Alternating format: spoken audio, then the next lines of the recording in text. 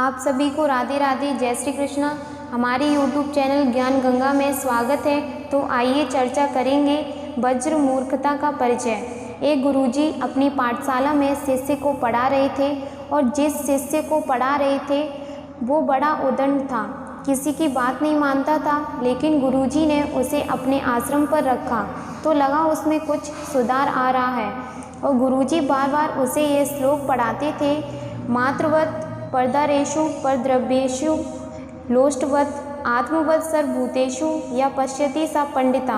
बेटा, पराई स्त्री को माँ, पराई वस्तु को मिट्टी समझना चाहिए। श्लोक पढ़ा के अर्थ समझाते हुए और गुरुजी कहते, बेटा ये श्लोक और अर्थ हमेशा याद रख के काम करना। गुरुकुल में 2-3 महीने बीत गए।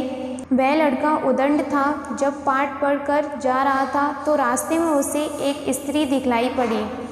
पहला पढ़ा हुआ पाठ याद आया और सोचने लगा कि मैं अपनी माँ को पीटता हूँ बस।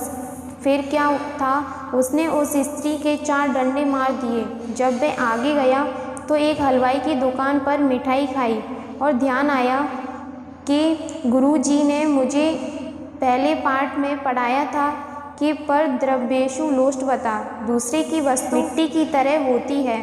सोचा कि मिट्टी के व्यर्थ में इसे पैसे क्यों दिए जाएं। अतः हलवाई के 1000 बार मांगने पर भी उसने उसे कुछ नहीं दिया। वह स्वयं शराब पिया करता था तो उसने सोचा कि गुरुजी ने पढ़ाया था कि आत्मवत सर्वभूतेषु, कि सभी प्राणियों को अपनी भांति समझना चाहिए। अतः जैसे मैं पीता हूँ वैसे ही गुरुजी को भी पिलाऊंगा, जैसा मैं वैसे ही गुरुजी। उसने शराब खाने से बोतल लाकर गुरुजी को पिलाना प्रारंभ किया। गुरुजी ने कहा कि मूर्ख, ये क्या करता है?